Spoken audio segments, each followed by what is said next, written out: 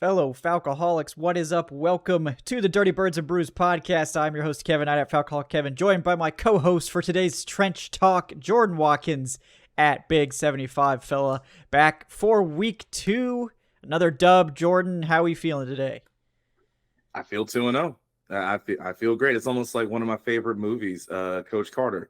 You know, and they say it in there, not only are grades straight, we undefeated, homeboy. So, no, I'm feeling pretty good.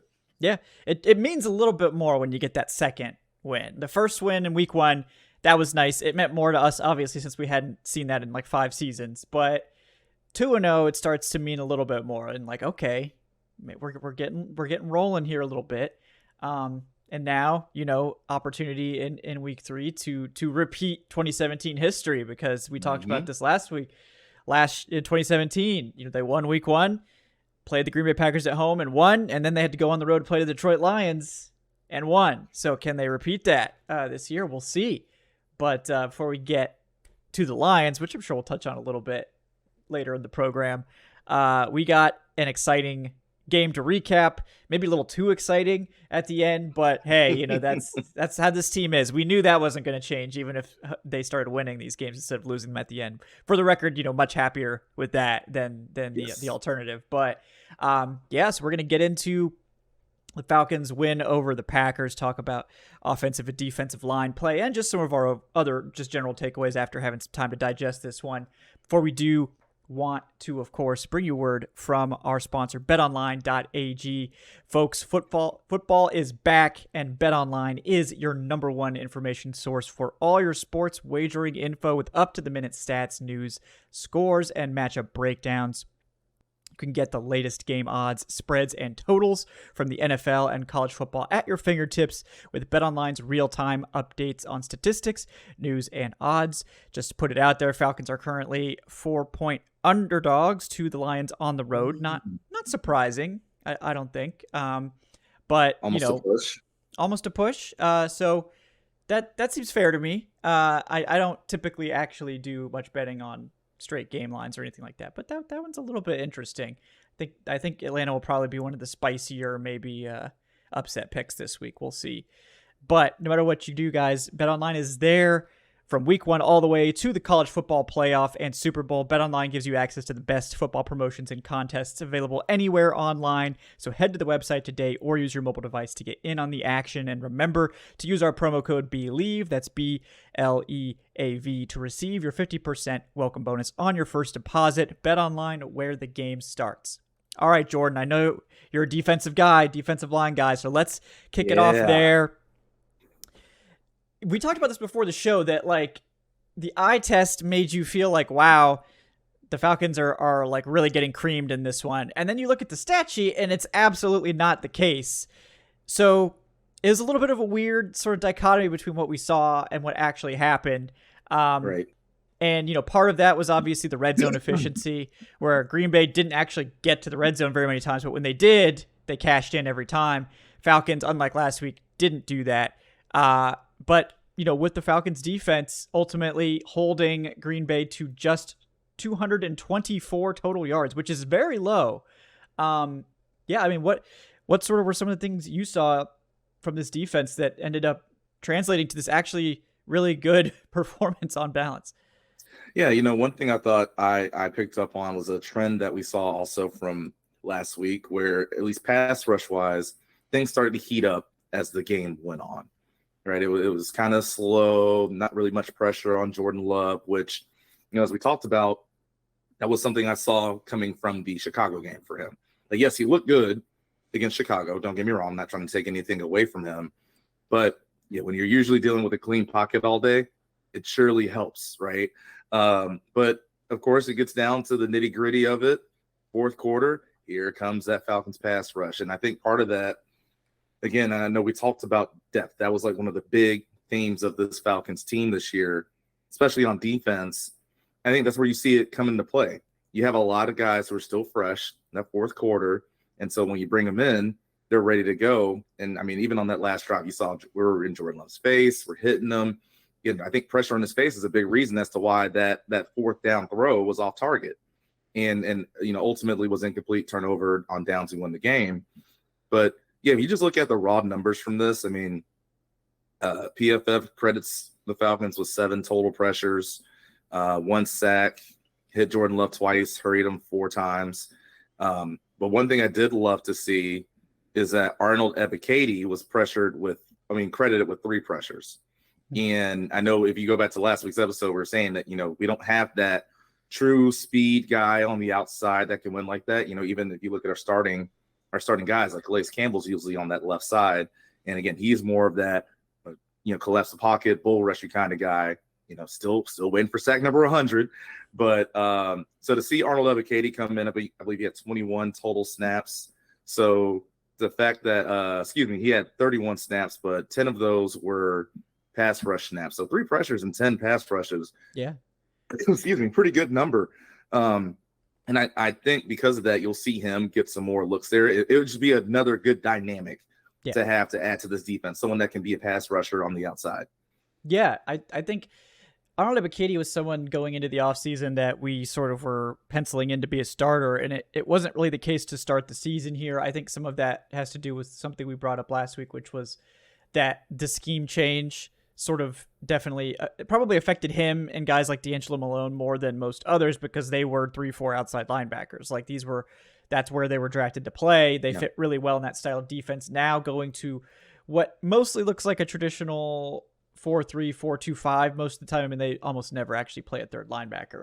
It's pretty much always just 2 linebackers, but they do sometimes have the 5-man front where you will still be able to have that 3-4 outside linebacker, but it's not really their base package anymore to go to having that 3-4 outside linebacker on the field. So I think it's led to less snaps for someone like Arnold Ebiketie, who was more of a specialist in that. But I don't think this team is just going to give up on him and be like, okay, well, you're just going to be a bit player for us now. But it may take him time to readjust to playing with his hand in the dirt sometimes. And just basically, I think they want to make sure that he can be trusted to play the run on the outside, which is, one of the core things that these when you're playing that 4-3 end roll, you have a lot of times you will be the contained man out there depending on what the secondary is doing. So they have to really be able to trust that you're going to hold up. And we've seen, Calais Campbell, obviously what we talked about last week. This is an aberration for Campbell. Like this man basically had a handful of missed tackles all of last season. He had 2 last week, comes back this week, 0 missed tackles, and was dominant against the run. I think he had an 80 PFF grade against the run this week. So, much more like what we were expecting from Calais Campbell. Arnold Ebiketie is not that type of player against the run. So in this defense, he may be more of a pass rush specialist, but they still really need that guy. And it was really nice to see Ebiketie, especially in crunch time. I think 2 of the pressures on that final series were Ebiketie's pressures. Yeah. So we know he's really talented and that he can be a good pass rusher. He may not play the sort of starring role that some people were hoping right off the bat, but if he can continue to get a little bit stronger and continue to work in, I think we will continue to see him get more snaps and hopefully make these key plays late in games. Yeah, absolutely. And I mean, I saw some reps from him even earlier in the game and run situations where if he was lined up against a tight end, maybe not Tom, the right tackle for Green Bay, but if he's lined up against Musgrave or, one of their tight ends, he actually did a pretty good job setting the edge, which, I think he can do that against more of your tight end types, right? But also in pass rush situations, and they'll be interesting to see the evolution and what Ryan Nielsen wants to do going forward. But seeing some more 2-4-5 looks defensively in certain situations. So of course you have your 2 down linemen, whether that's Grady and Animata, Grady Calais, you name it. I know we talked about this on the reaction show yesterday. We'd love to see some looks with Calais Campbell inside, but then you can have those, instead of your ends, they're outside linebackers, right? So that's where an Ebiketie could come in, or even if you want it to be a Zach Harrison, or I think he was credited with the pressure as well during the game, or you want it to be Malone, you name it. That's another way you can still have a 4-3 look, but the personnel just looks a little bit different. Yeah, exactly. And this is still a multiple front, and I think they were clear to emphasize that in the offseason, saying we're still going to be multiple, we're still going to utilize all these pieces, but they've definitely gone more to that 4-2-5 base as opposed to the more 3-4 heavy looks that Dean Pease favored. I think, so far, I think it's worked out well for them. But again, this is still a work in progress. We're still waiting to sort of see how it all comes together. And we've got a lot of young players in here. We've got a lot of people making this transition to the new scheme. I think Taquan Graham in particular, I think while I don't, that holding call is ridiculous. That was not a hold. Yeah, I can't wait to rewatch that one. Yeah. I can't wait. I'm going to get my microscope out to try to find that one. But he seems to be one of the guys that's kind of struggling to make the transition. And that doesn't surprise me, but I have faith in him. I think he's very talented. I do too. And I know people will look at his PFF grade and it's like a 35.2. It's because of the penalty that it's that low. Like the rest of his grades were all like pretty average. So like without the penalty, he's probably like a 60. So like this is why like a single holding call tanked his PFF grade 30 points. It's like, I just don't really get it. Like, yes, it was a major point in the game, but it was also not real. So whatever. And that's the thing. It's so interesting to me because usually, if you see defensive holding up front, that's usually on one of those kind of zone type plays because, we're taught as interior D linemen, whatever you do, you don't let that guard get up to that next level to block one of the linebackers. So, yeah, of course, if you get beat, you're going to hold on to them a little bit so that way that linebacker can flow. But if I remember correctly on that play, it was not a zone play. I think it was like a screen or something like that. So I was so surprised when I saw his defensive holding on that. It's like, wait, that doesn't even make sense. I mean, I could see potentially, again, obviously the screens, offensive lineman trying to release to the next level. So you hold somebody back. But I was hoping that Fox was going to show a replay of it. Didn't really have a chance to get to one there, but I can't wait to see that one again. Yes, we're probably not going to see much there that's going to make us feel any better, unfortunately. Exactly. But, thankfully we got justice. We got justice for that and for the Matt Collins robbery. With the Falcons still able to win that game. So the football gods are just this week to the Falcons. I think they're paying us back for all of the years of torture, perhaps, with some of these. But no, they have a lot of payback that they had to give us. We have some good things coming. We should, at least. Exactly. Yeah, I mean, we got to give more props this week, too, to some of the defensive linemen. David Onyemata, again, with just an outstanding game. He had the batted pass.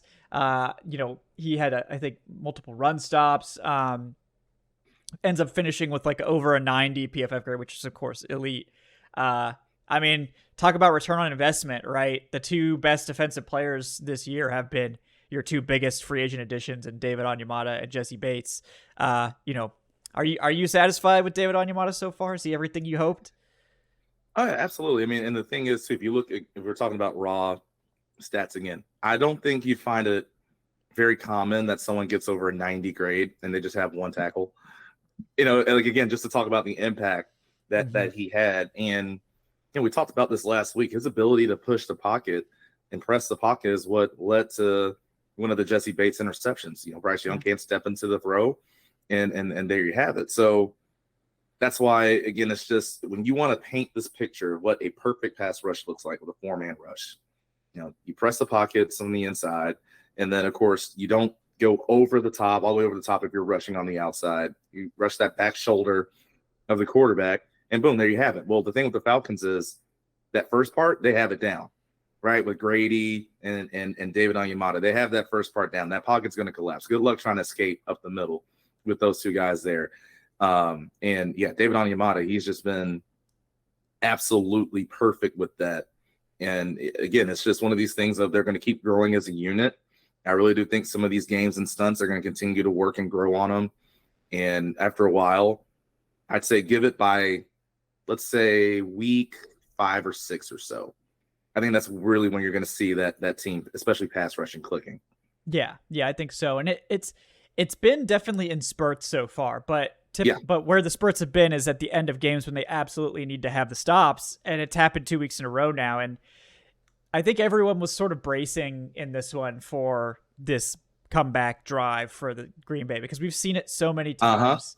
Not trying to throw Dan Quinn under the bus. I mean, he can take it. He's running like the best defense in the NFL right now. I'm sure Dan Quinn can take it. He can handle this now. But, so many, it would be the same thing every week where the Falcons would get a narrow lead and the defense would need to make one stop and they couldn't do it. The team would march down the field, this prevent defense. Right. And even with Dean Pease, they would play off all the time on these final drives. Yes. And then that's one of the biggest things I love about Ryan Nielsen and Jerry Gray's scheme is that this is a prevent situation where a lot of teams play prevent. And they're man up, like pressing on this like goal to go essentially drive where it's like, okay, they have to drive the length of the field to win this game. They have the safeties back, which of course, but like those corners are not playing off. They're not giving up the free, and it's 4 and out, like not a single completion allowed. Like everything's contested, everything's hard. And I mean, I just love that. It's like, yes, please, can we get that? Like no more passive coverage. Like you've got the guys at corner. Like it's time to man up. Yeah. Absolutely. Yeah. And shout out to Mike Conti. He put these stats together, but defensively, and we talk about the offense, I'll put their stats out there too. So 2 fourth quarters already this year, right? Still no points allowed by the Falcons defense. Just 56 yards allowed by opponents. The longest play is 11 yards. I mean, so to your point, think about that in contrast to what we've seen the last few years, right? It's night and day difference so far.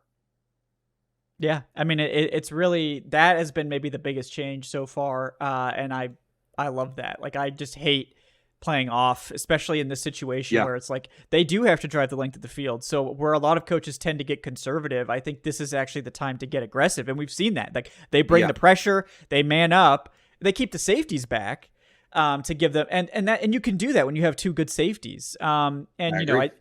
Richie Grant has been a little hit or miss so far, but we've seen the flashes. And then obviously you have the best safety in the NFL so far this year, Jesse Bates. So when you have that cushion back there, that security, it lets you be aggressive in these situations. And that, I think, is the best way to defend them.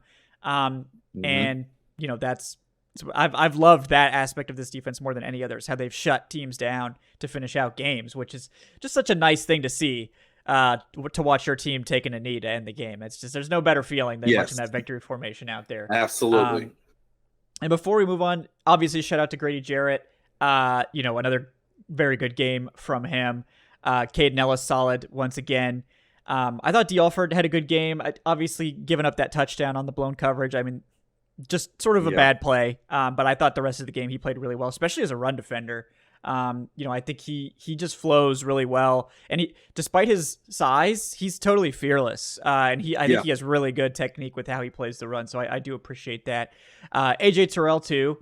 Great game from him. I mean, that first play grabs the receiver. Panic. Yep. And then after that, nothing. Just locked down the entire game. And I think the coach got to him and was like, AJ, like, you're way too good. Like, you need to believe in yourself. And then he did. And you saw something very similar happen later in the game. And instead of panicking, what does he do? Just plays right through it, completely calm. And it's what's all over, Twitter is he just sort of just casually just bats it down and just sort of like waltzes off the field. It's like, oh yeah, this is who I am. I can do this. Yeah. So I just wanted that pick 6, AJ. Yeah. Oh man. Well, if they could catch, they'd be playing offense. Yeah. Right. Exactly. Yeah. The football gods give it. The football gods take it away. So we had a couple. We benefited from a couple drop picks ourselves. So we'll chalk that up as a push there. But I also wanted to shout out Nate Landman, who had a great game. And I'm so happy for him because for people that aren't familiar with Nate Landman's story, was like an ascending potential day 2 caliber player, had a devastating injury. And it took him like 2 or 3 years to come back from. And he was like athletic. He was making plays. He's always had really good instincts. Has this injury, and it just as noticeably slows him down.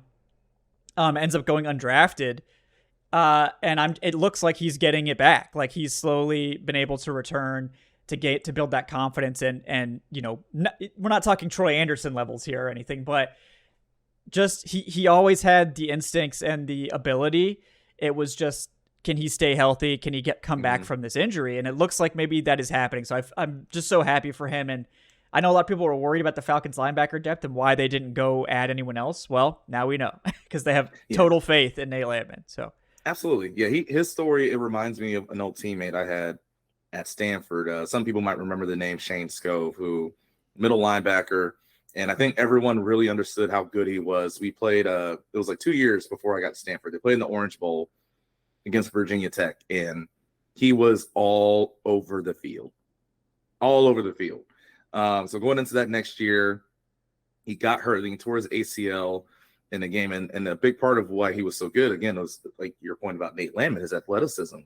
And after the knee injury, it kind of shocked his athleticism a bit, but still was able to be a very productive linebacker, in the collegiate level because of how smart he was.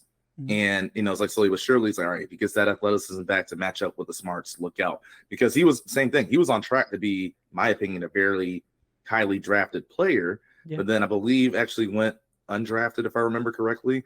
But again, a big part of that was because that athleticism went because of the injury. But so no, and that's a lot of times it's hard to get back. But you can tell the determination of Nate Landman. It's so awesome to see him have a good game. And yeah, that's another thing too that I just want to shout out. I'm so happy you brought him up because I think a lot of times some people, they underestimate how smart these players are, where a lot of times, and you see it even from when guys get older, right? Even so a guy like Calais Campbell, where he might not be as athletic as he once was in the Arizona days, but because he's so smart and he knows his game well, he can still find ways to make up for that. Mm-hmm. And so now I'm happy you shout out Nate Landman because I wanted to shout out his instincts and his IQ as to why he can still be a productive player while he's working on getting that athleticism back.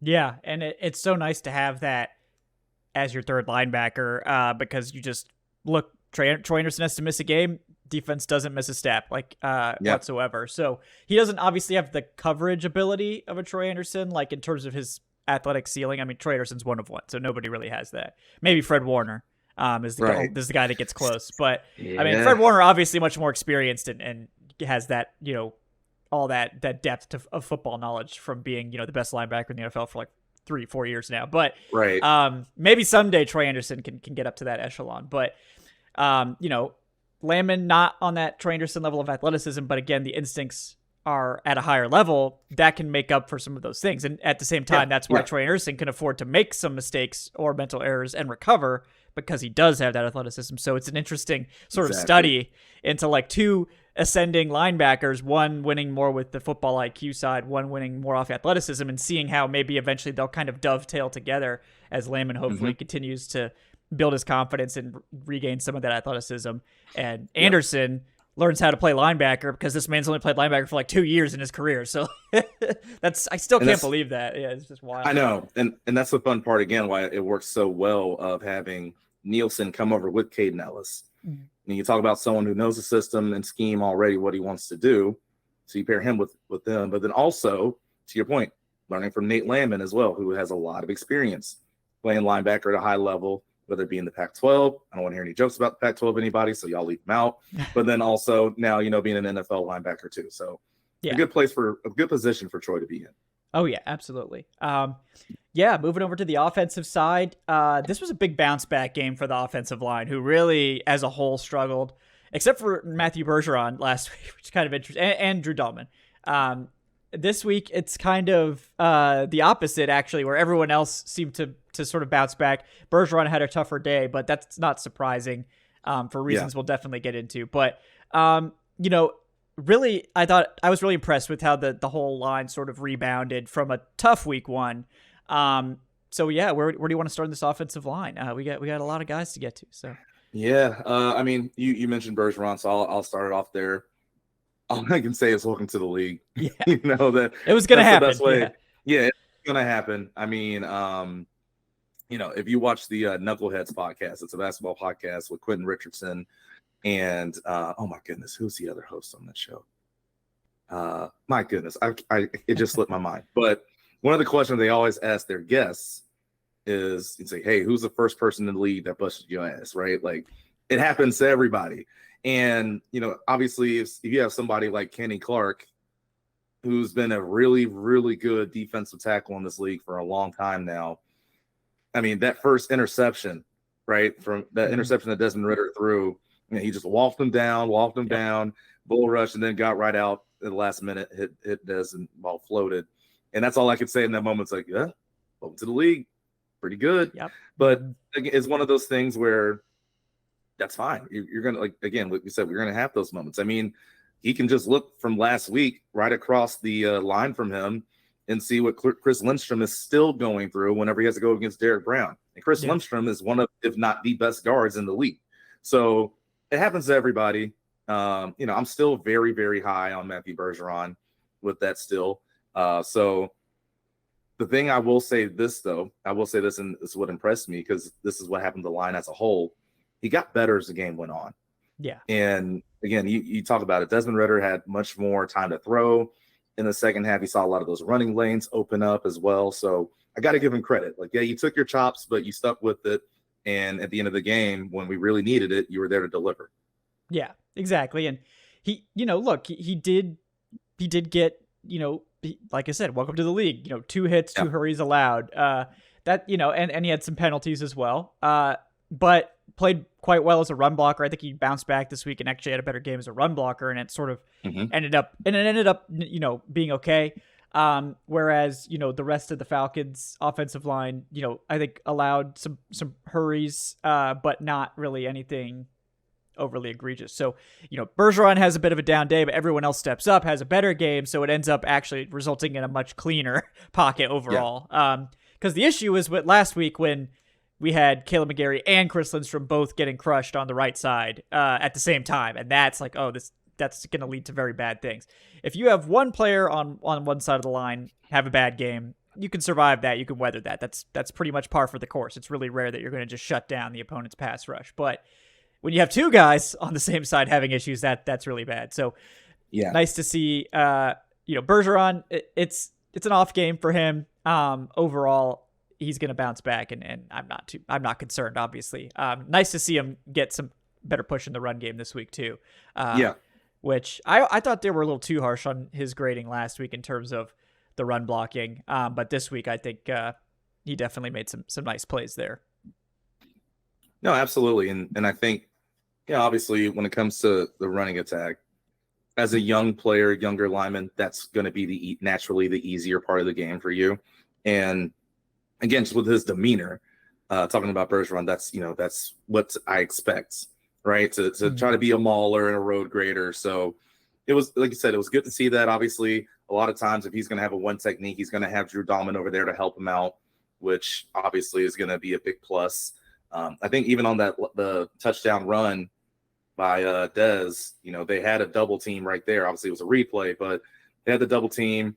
They got a lot of push. So even if it was a read and Desmond hands it off, I think you're still getting that 4th down conversion. But no, like I said, it's just one of those things. You're going to take lumps. It is what it is. Then you get coached up on it, and you go back to the next week.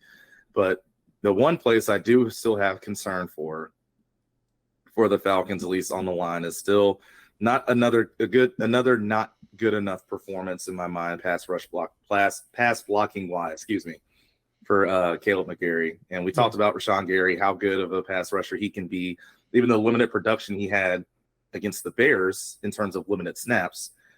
And, again, we're going up in another week where you're going to have to go up against a very good pass rusher. And I'm sure if I'm Aaron Glenn and everybody else over in that Detroit Lions meeting rooms this week, you're going to line up Hutch, Aiden Hutchinson, to whatever side you think is going to be the most productive for him. It would not surprise me for him to be lined up on that left defensive end, so over the right tackle for majority of the game, and you're going to have to be able to go to work and bring it. Yeah, no, they're going to line up Aiden Hutchinson on Caleb McGarry. Yes. Guarantee it. They'd be silly not to. And yeah, I mean, this week, again, it wasn't debilitating. It wasn't destroying the offense to the degree that it was last week, but still a below average pass blocking game for Caleb McGarry. And again, he brings it as a run blocker, and that's why he's here. Because he can usually provide passable pass blocking and be a really good run blocker. But these first 2 weeks have definitely not been good enough, and he's got to get that under control. And it doesn't get easier for him, certainly, next week. It'll get easier for the guards and Drew Dahlman against the Lions, but not for Caleb McGarry. So, maybe the Falcons may need to consider leaving a tight end over there to help chip Aiden Hutchinson, especially with the news that James Houston is going to miss several weeks for Detroit. So, it's going to be on Aiden Hutchinson probably to bring the heat this week. So, if I'm the Falcons, I'm planning to put extra attention over there so that Aiden Hutchinson doesn't take this game over, because he's certainly capable of doing that. 1,000%. Yeah, it's dangerous. Shout out to Chris Lindstrom, bounced back to be the highest graded offensive lineman as we all expected. Some people were like, "Oh, Lindstrom just got paid, now he's taking." No, just relax. Chris Lindstrom's great. So yes, Lindstrom, awesome, best pass blocker on the team, and another very good run blocking grade.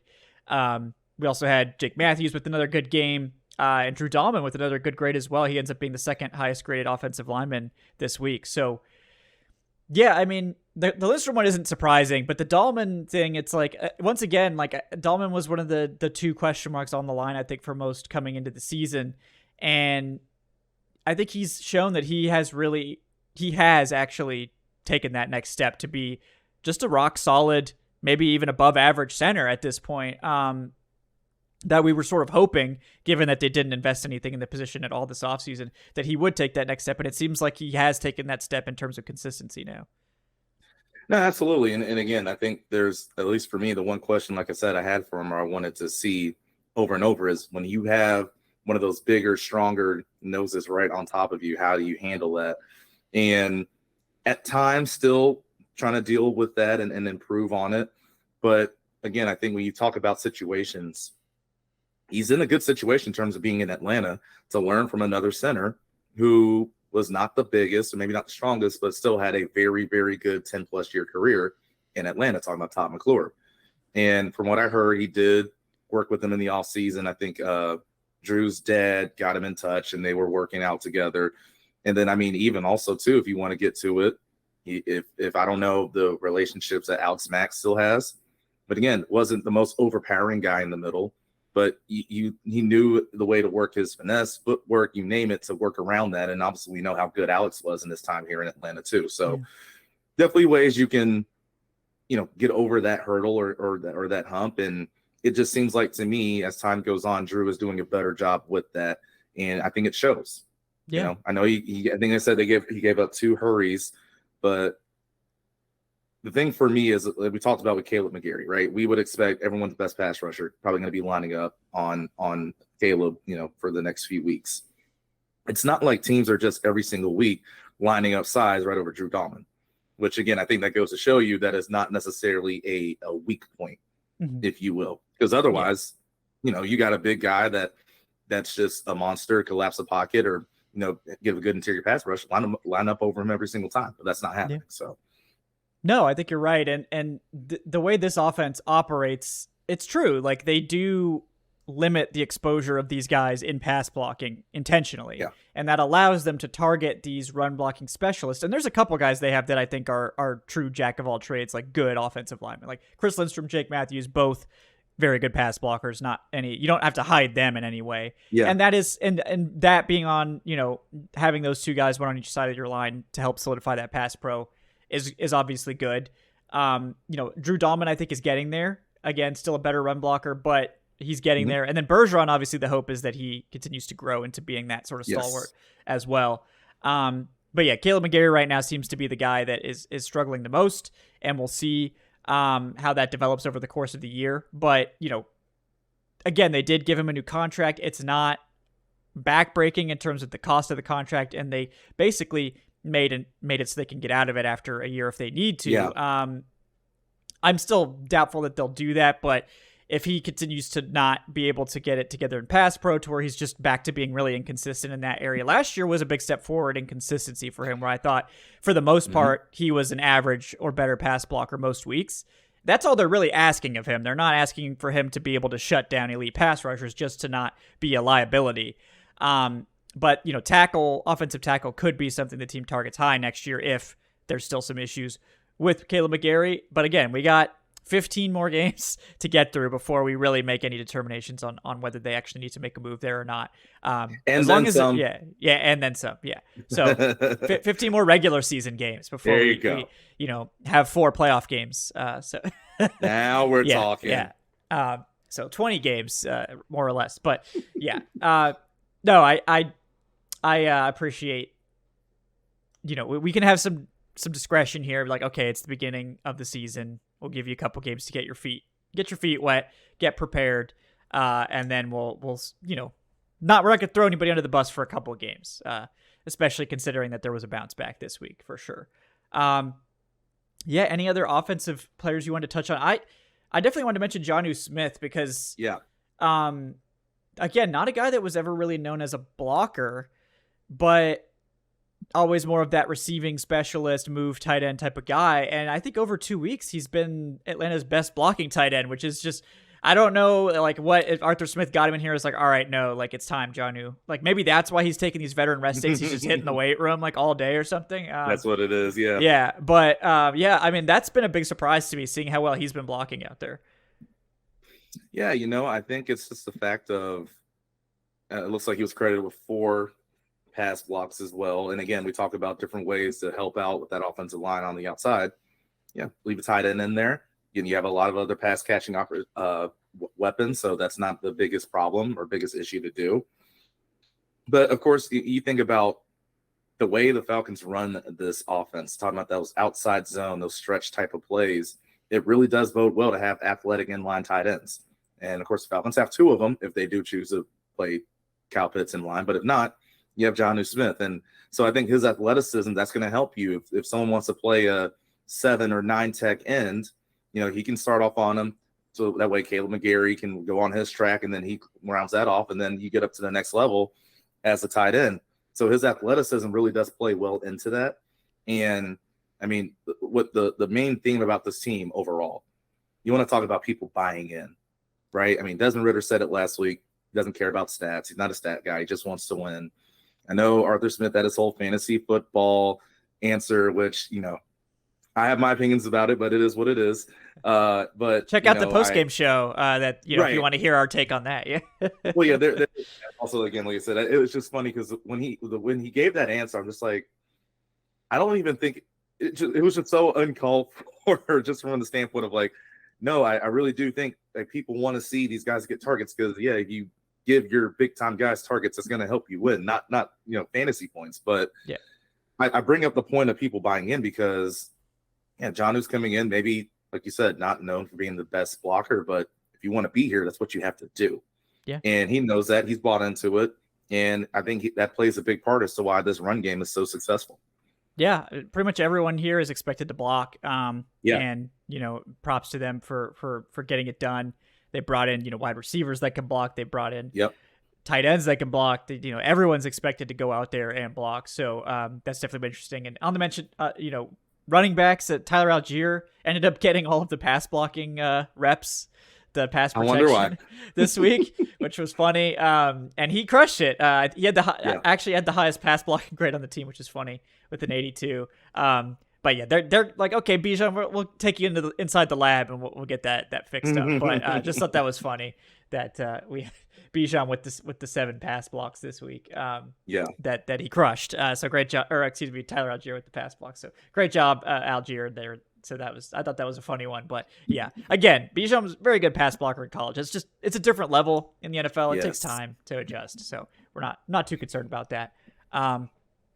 Anyone else on the offense you want to shout out, Jordan? I want to give a shout out to the offensive line just as a whole. And I know we talked about this on the reaction show. You could sense that because we credited the Falcons defensive line for picking up the pass rush as the game went on. You could tell the Packers pass rush declined as the game went on. And I want to give credit to the guys up front for wearing them out. I think that's a very telltale sign. When we talk about for the Falcons, you have all these guys you can rotate in time to time so guys stay fresh. With the Packers, now don't get me wrong, their frontline guys are good. That's a very good defensive line unit. But when you talk about depth, though, behind it, I don't think they're as deep in terms of, putting guys in and plugging them the way the Falcons can. I don't think they're as deep. So a lot of those guys have to play a lot of snaps. And I think, especially with how brutal and vicious we can be up front in terms of, we want to be that run first team and be punishing in the run game, it wears guys down. Mm-hmm. And so I want to give those guys up front credit for wearing the Packers D-line down. That's where you saw some of those big plays come up later, whether it was in the run game or in the pass game. And yeah, a lot of that has to go to credit for the work that that unit did all game long to get to that point. Yeah, no, I mean it's a good point that like honestly the Packers defense does have like they've got guys and the starters in particular are quite good, but Yeah.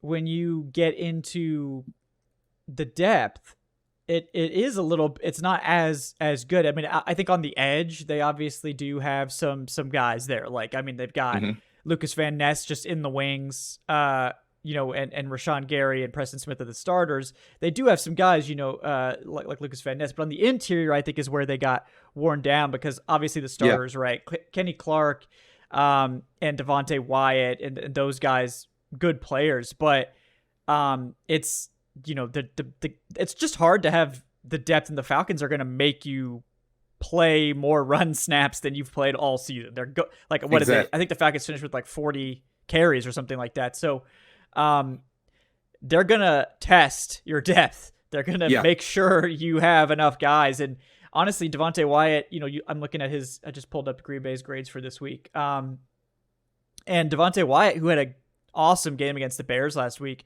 ends up finishing with a 45 overall grade against Atlanta. And he just got dominated in the run game with a 38.7 run defense grade.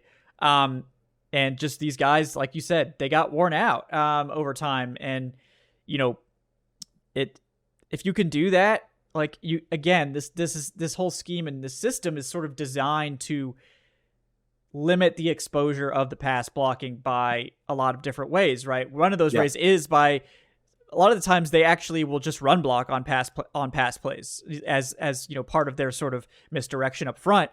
So that helps in that regard. But then also like if the defense is really afraid of the run game, they might have to hesitate for a second on that play action fake or whatever it is that buys your quarterback an extra half second to get the ball out.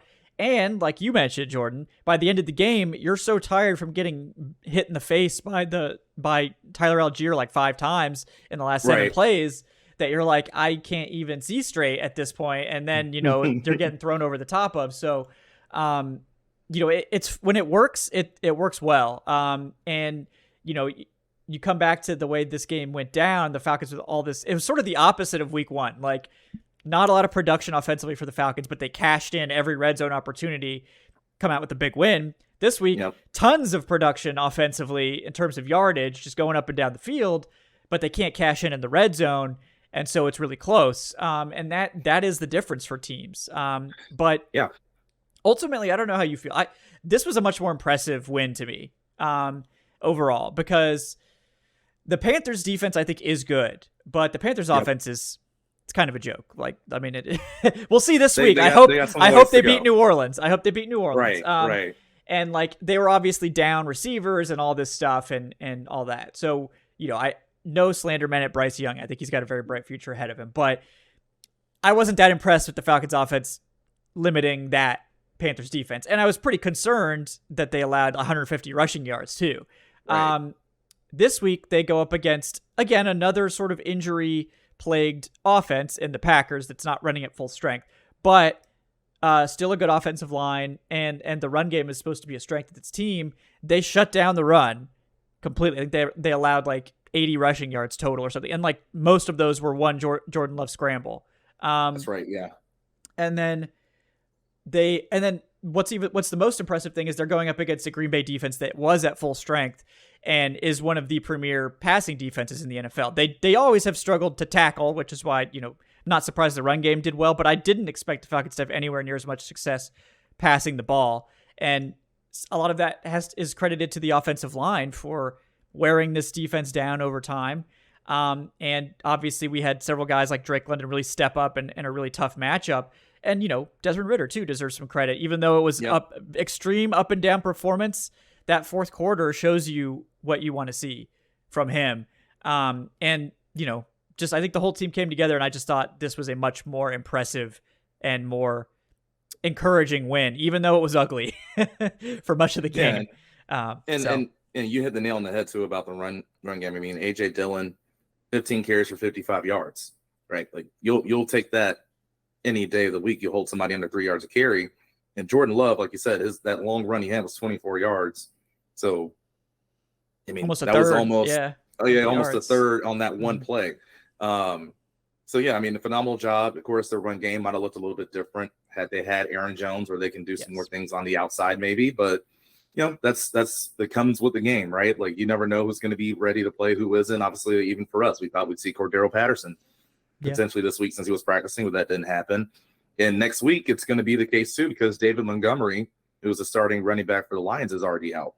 Yeah. So that it happens, and I as much as I hate to see anybody hurt, I'm not going to start discrediting what No. teams do. Like I know there's been a couple of things now where there have been a couple broadcasters during games say, "Oh, put an asterisk up against this one." Like I think someone said that for the Lions going up against the Chiefs since there was no Kelsey and no Chris Jones. I'm like, give me a break. You went on the road Yeah. against an NFL team and you won. There's no asterisk. Like Yeah. you won. That's it. Mhm. You want to put asterisks up against anything, we can start doing top 25 rankings like in college football. That doesn't matter. Either you win or you lose. Mhm. But yeah, I'm just really interested to see this matchup in the trenches next week. It is going to be a bring your lunch pail kind of game because this is probably going to be the best offensive line, in my opinion, that the Falcons will see all regular season. Yeah. So it'll be interesting to see how they do up against that. It's just crazy the transition and change that Dan Campbell has made to this group. I know we all laughed at him, myself included, with that opening presser, but he's doing the job. Yeah. And this is a very physical team. I know that their fans are going to want to bounce back. I know they lost at home to Seattle, so they're going to want to have a bounce back game. It's a matchup of who I think could be and should be two playoff teams. So it's going to be a lot of fun. Yeah, I think this is going to be a really interesting one. I'm excited for it. I think that, they had like the Seahawks again, they ran into a team that was also coming off an opening loss that they felt bad about, bounce back. So I expect nothing less from the Lions, and again, it's an overtime loss. It's crazy. But the Lions again, put up over 400 yards offensively. I mean, that's crazy. They did hold Seattle's run game in check, but they do allow, the over 300 yards to Seattle passing. So I'm interested to see how this looks because now the Lions are down James Houston, who's their number 2 pass rusher. How does that affect things up front for them? Because it's for the Lions, it's always been that edge pressure was what was getting it done. The interior is still a work in progress. So this is a potential situation where we could see the Falcons just really go heavy ground attack, which, I mean, let's be honest, they're probably going to do that no matter what. Right. They like to they're going to ground and pound everyone pretty much. But yeah, I'm just more interested in seeing like this. I'm just shocked how poor the running game has been for Detroit outside of David Montgomery. Like, I think we saw Jahmyr Gibbs come in with his talent and Montgomery leaves the game and you're like, okay, let's see it. Like they're going to have to play Gibbs now. Gibbs ends up with 7 carries for 17 yards, 2.4 yards per carry behind, again, one of the best offensive lines in the NFL. So I'm just perplexed by that. Like, so that is definitely a storyline to watch is that run game that they've been working to establish now, is that really hurt by David Montgomery to an extent that I don't think anyone was expecting David Montgomery to be such a key contributor for that team going forward. And it'll be interesting too, how much they're going to spread it out. I think that's what now the lines are going to transition to for next week. And again, still a very solid pass blocking offensive line group, but I guess to do trench talk a little extended, if he comes back next week, I'm really going to be intrigued to see the matchups between Jahmyr Gibbs and Troy Anderson in the pass game. Yeah. Because again, we talk obviously about Bijan Robinson and how great he is as a weapon in the receiving game, passing game. Jahmyr Gibbs is that too, and can be that. So we have obviously saw all the reps. And I know you were there firsthand to see Troy go up against Bijan in training camp. So he's going to be definitely well prepared to do it. But I think that's going to be one of the big X factor matchups in this game coming up next week is that in the passing game. Yeah. And just matching up with that Detroit passing game in general, where they've got all these, this is D. Alford, buddy. It's your time. Like, it's time to, because you got Amon-Ra St. Brown coming to town, which will probably be one of his toughest matchups of the entire season. But hey, we got the Jeff Okudah revenge game, hopefully, to look forward to. And where's my guy, Clark Phillips? Yeah. I mean, where I is need this him man? out there. Yeah. Like, no offense, Trey Flowers. Like, we've talked about Trey Flowers. Trey Flowers is a cornerback safety hybrid, a great run defender, and a tight end matchup specialist. And this man is playing 50 snaps at outside corner for this Falcons team. We need to do something about that. Like, you can get away with it when you're playing the Panthers receivers and the Green Bay receivers without, their top guy. But you're not going to be able to get away with it against Detroit. So, Right. Jeff Okudah, I hope you're ready. Because we need you, bud. We need you, bud. Right. And I think we'll see him back this week. Yeah, I think so too. So yeah, great matchup on deck. One of the games of the week, I think, which is nice to say when the Falcons are involved in a game that it's actually going to be one of the more exciting games that people actually have circled. If the Falcons keep this up, they'll get a primetime game. I guarantee it. Late in the season. So now we don't have any. Want to pay attention. Now they care about us. So. Yeah, that's okay. I think we like it. We like to be the plucky underdogs. As long as we're winning as plucky underdogs. Yeah, that's fine. Don't want to be plucky underdogs and just always losing. That also sucks. Couldn't agree with you more. Yep. All right. Well, Jordan, covered a lot of ground today. Anything else you want to add?